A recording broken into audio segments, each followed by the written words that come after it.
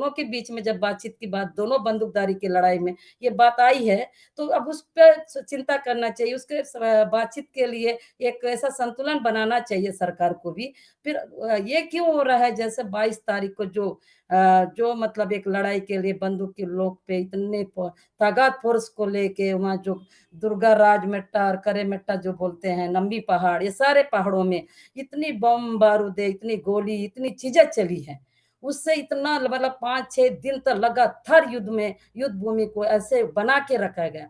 तो सरकार एक तरफ बातचीत की बात करती है, माओवादी भी बोल रहे हैं, तो फिर तब तक के लिए विराम देना चाहिए ना इस युद्ध भूमि को। इस तरह से गोली चलना बंद होना चाहिए। लेकिन उसमें जो हुआ, बड़े बड़े पूरे पेपरों में, टीवी में, हर जगह चल रहे बड़े बड़े लीडर हैं, इरमा है, क्या देवा हैं, तो अनेक ऐसे लीडरों का नाम ले लेके जो चीजें करते गए हैं, तो ये इससे हमको ये शक हो रहा है कि मतलब शांति वार्ता की जो बात सरकार कर रही है, कहीं ना कहीं उनकी नीयत साफ नहीं लगती है हमको भी। सरकार ठीक है, सरकार आज बहुत ज्यादा आवी हो चुकी, मैं मानती हूँ, लेकिन फिर भी आवी हो किस तरह से लड़ने से नुकसान किसका जा रहा है, सबसे ज्यादा तकलीफ किसको जा रहा है। अभी मुझे कुछ मतलब मैंने बताया कि ऑनलाइन में ऐसा मीटिंग होने वाला है, उन्होंने खुद वहां के लोगों ने ये देखिए लिस्ट भेजे है मेरे पास, लगभग 40 गांव, ये आपको भेज दूंगी कविता जी, 40 गांव की लिस्ट आई है। वो ये कह रहे हैं जो 22 तारीख से लेके अभी तक जो युद्ध करते रहे, गोली चलाते गए, वहां इतनी बम बारूदी है, उससे 40 गांव वाले को आज के डेट में इतनी दिक्कतें हो रही है।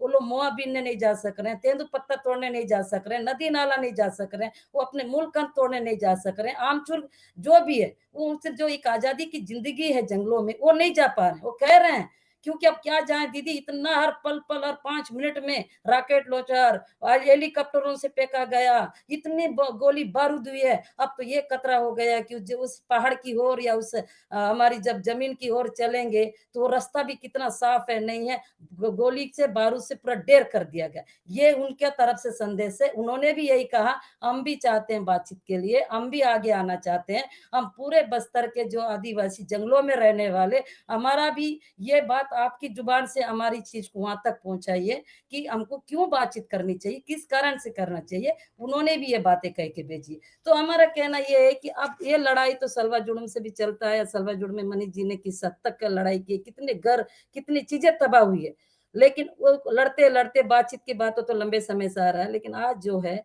एकदम सक्रिय रूप से बात कर रहे हैं, चिंताजनक के रूप से बात कर रहे हैं, तो इसको सफल बनाना ही चाहिए किसी भी कीमत पे। क्योंकि अब वो वक्त, ऐसा वक्त आ गया है, बच्चे नहीं बच रहे, बच्चे की हत्या कर दी जा रही है, बूढ़े की हत्या कर दी जा रही है, और यह महिलाओं के साथ इतना वो करके उसकी मतलब बलात्कार किया जा रहा है, और इंसानों को पत्थर खिलाया जा रहा है, जबरदस्ती सरेंडर किया जा रहा है। क्या बोल रहे हैं, कितने लोग को सरेंडर कर रहे हैं। या फिर तुम मरना चाहते हो, या जेल जाना चाहते हो, या बलात्कार करना चाहते हो, या मुखबरी बनना चाहते हो, क्या करना चाहते हो बता, तो इंसान क्या करेगा। अपना जान को बचाने के लिए उन माओवादी ना होते हुए, उनके सदस्य ना होते हुए भी, हाँ साहब हम हैं, ये करके अपना, मैं पूछती हूँ क्यों कर रहे हो, तो यही बोलते हैं कि नहीं हमको अपना जान बचाना है, हमको जिंदा रहना है दीदी। जिंदा रहने के लिए वो लोग कुछ भी बोले, हमको माओवादी बना दे, कुछ नहीं, 4 दिन तो जिंदा रहेंगे, ये बातें आ रही। इस तरह से सरकार क्यों एक से एक अभियान चला रही है, कभी बोल रही है नक्सल मुक्त मुक्त गांव बनाएंगे, नक्सल मुक्त बस्तर बनाएंगे। अरे भाई मेरे को तो यही लग रहा है कोई नक्सल मुक्त वाली बस्तर नहीं बनाना है, आदिवासी मुक्त बस्तर इन लोग बताएं, क्योंकि आदिवासी नहीं रहना चाहते, उन लोग आदिवासी को रखना ही नहीं चाहते।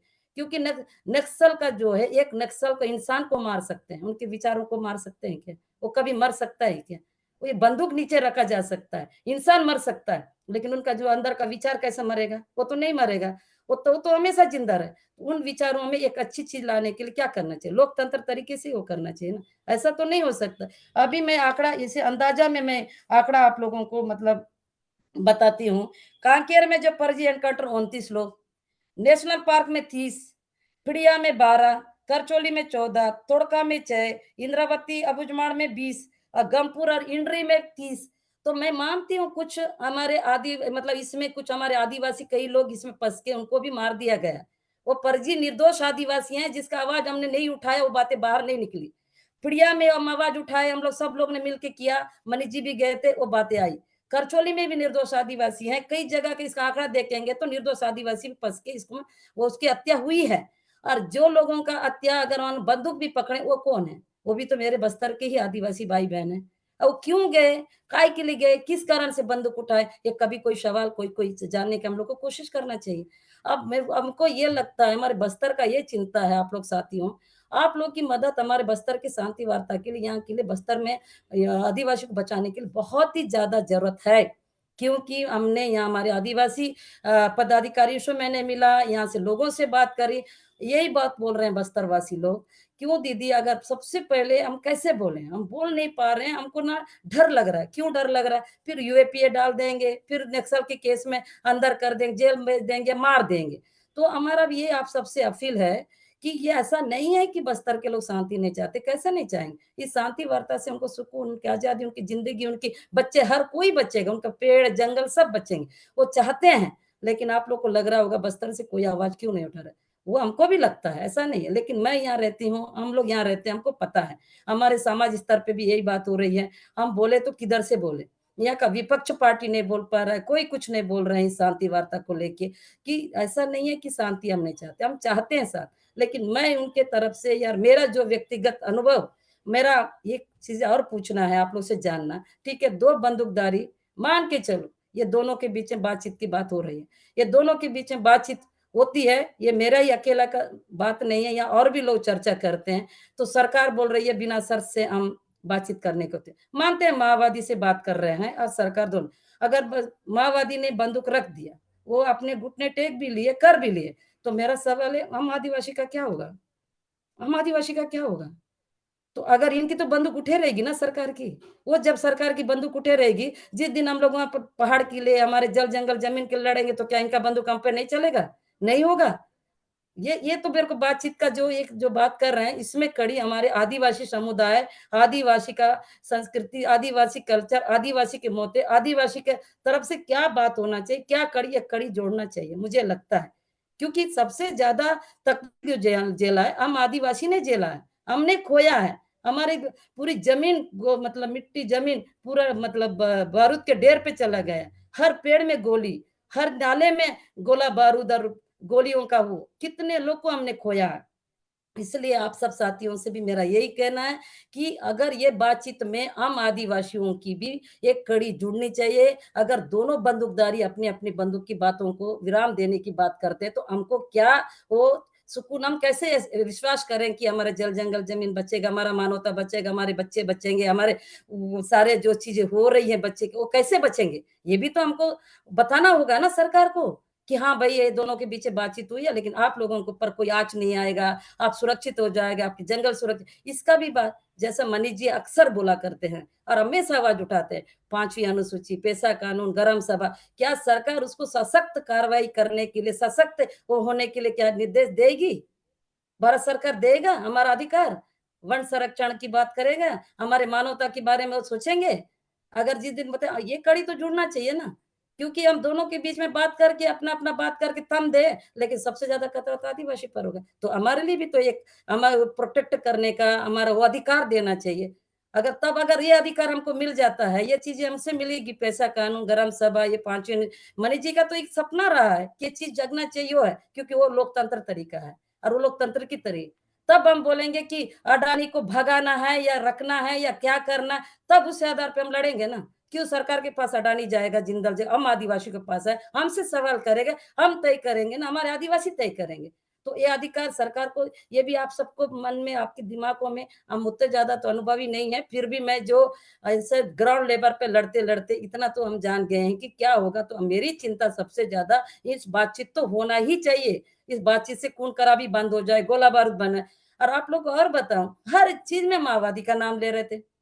कहीं पेड़ के अंदर पेड़ में चढ़ा है कोई आईडी ब्लास्ट हुआ माओवादी, जमीन में चल रहा है जो कोई हमारा आदिवासी भाई तो माओवादी, नाला में गया तो माओवादी, कहीं पर भी किसी भी कोने पर आईडी ब्लास्ट हो रहा है तो उसको बोल रहे थे माओवादी, माओवादी ने डाला मार। अब मेरा एक सवाल है, अभी जो इतना दुर्गाराज जो खर्रे-मेट्टा में इतनी बड़ी लड़ाई करके जो गोला बारूद फेंक के जो आए हैं, उसका क्या? उस जगह क्या मेरे आदिवासी मेरे लोग जाएँगे तो क्या मरेंगे नहीं? उसको कौन साफ करेगा उस जगह को?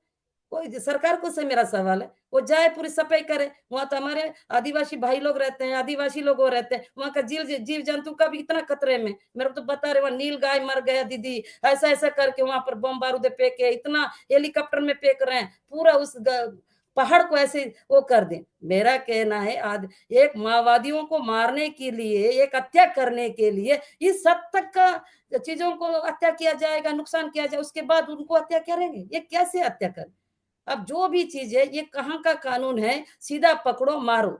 ये कोई भारत सरकार में, हमारे छत्तीसगढ़ सरकार में, ये हत्या करने वाला सरकार ही बना डाले ना। अगर मान के चलो मैं बोलती हूँ, मेरे को कोई फ़र्क नहीं पड़ता कि सरकार क्या करेगी, बोलेगी या रोके। अब रेणुका को तो पकड़ के मारे। क्यों पकड़ के मारे? कोर्ट में क्यों नहीं ले गए? ताना क्यों नहीं ले? जेल क्यों नहीं ले? कार्तिक को भी पकड़ के ही मारा गया। वो तो बिल्कुल एक बूढ़ा था, हमने देखा नहीं, फिर लोगों ने मुझे बताया। वो चल भी नहीं पाया, अंधा था, तो उसकी इतना भी इंसानियत नहीं है। सुधाकर को भी ऐसे करके बड़े-बड़े लीडर जो भी अपना शरीर के मुताबिक कमज़ोर हुए थे, जो भी आर्थिक मतलब शरीर के वजह से तो वो चल नहीं पा रहे थे, किसी आँखों का तकलीफ था, किसी को स अपने हाथ-पैरों का दिक्कत था, वो अगर घरों में रह गए थे, तो उसे पकड़ के जेल में डाल देना चाहिए। उनको मारने का, हत्या करने का कैसे? वैसे आदिवासी के साथ तो करते आए हैं।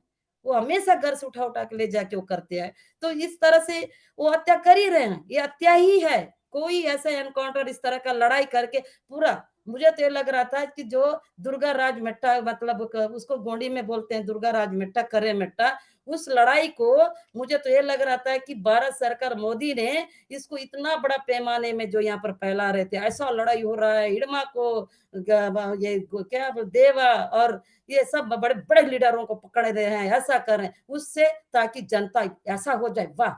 क्या भाजपा सरकार है कि कैसे युद्ध भूमि करती है और कैसे लीडरों को मारती है, तक वाह-वाही करे ताकि अपने सरकार के सत्ते के लिए, सरकार को बनाने के लिए, अपने आप को वाह-वाही लेने के लिए, इस हद तक हत्या करने की बात वो करते हैं और उस हत्या के पीछे मेरे आदिवासियों का क्या? मेरे आदिवासी का जल-जंगल का क्या? मेरे आदिवासी का मूल कण तोड़ने जाने के लिए आज इतना कतरा रहे हैं, उसका क्या? वो तो भूखे मरने के लिए मजबूर हो रहे हैं। प्यास को पानी पीने लगे प्यास लग रहा है तो पानी लेने जाने के लिए डर रहे हैं। ना उनके पास बोर है, ना उनके पास शिक्षा है, ना उनके पास स्कूल है, ना उनके पास अस्पताल है। आज गर्भवती महिला को लाना होगा तो कैसे लाएँगे? कम से कम पैदल तो लाते थे, काठ में बो के तो लाते थे। अब वो भी स्थिति अब नहीं है। इतना ज़्यादा युद्ध भूमि को यहाँ तैयार कर रहे हैं, ये कैसे? और मैं और एक चीज़ बता रही हूँ, ये बताइए अभी ये बैलाडीला पहाड़ है जो नंदराज पहाड़ का पिछले बार ने काफ़ी सभी लोगों ने मिल के लड़ा था। 25-30 हज़ार आदिवासी ने, उसमें सारे संयुक्त और पार्टी के लोग थे, जैसे मनीष जी का भी बहुत है वो था और सब लोग ने मिल के उसको लड़ा था। उस समय का उसको तो फर्जी का गरम सभा रद्द कर दिया गया। लेकिन आज ये देखिए मैं इसका भी एक लिस्ट आपको दिखा मैं कविता जी के यहाँ भेजूँगी। 18 गाँव वो मतलब बैलाडीला पहाड़ और उसमें कैंप लग गए 12 तो क्या बैलाडीला पहाड़ के नीचे में जो गाँव है मैं 18 गाँव लिखा है लेकिन और भी गाँव हैं और यहाँ सबसे ज़्यादा अभी जो एनकाउंटर कर रहे हैं मैं बताई ना गमपुर में 30 है, करचोली में 14 है, पिड़िया में 12 है और इस तरह कर ये तो बड़े चीज़ों का तादाद बता रहे हैं और भी हुआ है वहाँ। तो क्या वहाँ पहाड़ है? क्योंकि वहाँ का नंदराज पहाड़ है जो अडानी ने काफ़ी समय से लेने का वो कर रहे हैं। वहाँ एक से एक पहाड़ है, पिटोड़ मेटा सारा पूरा माइनिंग वहाँ का आयरन है, उससे पूरा पहाड़ भरा है। तो अब बताइए उनको उसको करने के लिए क्या माओवादी का नाम दे रहे हैं 12 कैंप लगने का। तो 12 कैंप लगाने से माओवादी खत्म हो जाएँगे? नहीं, 12 कैंप लगाने से ये आदिवासी मेरे खत्म हो जाएँगे। मेरे आदिवासी को मार देंगे और वो पहाड़ों को छीन लिया जाएगा। और ये माओवादी के लिए कैंप नहीं है, हमारे आदिवासी के। आज वहाँ के आदिवासी चल नहीं पा रहे, कहीं निकल नहीं पा रहे। इतना स्थिति वहीं से हमारी सुनीता पोटम बहन भी जेल में गई है। उसने लंबे समय तक ये सिर्फ चीज़ के लिए लड़ते थे। लो लड़ने वाले लीडर को यूएपीए दुनिया करके उनको जेल में डाल दिए। अब वहाँ ये स्थिति हो रहा है। उसके जाने के बाद का बता और ये पूरा नक्शा भी बता रहे हैं, हम लोग ऐसे बनाए। ये पूरा घेर लिए हैं पहाड़ को और पूरी ऐसा करके इन्होंने अपना कैंप लगाया।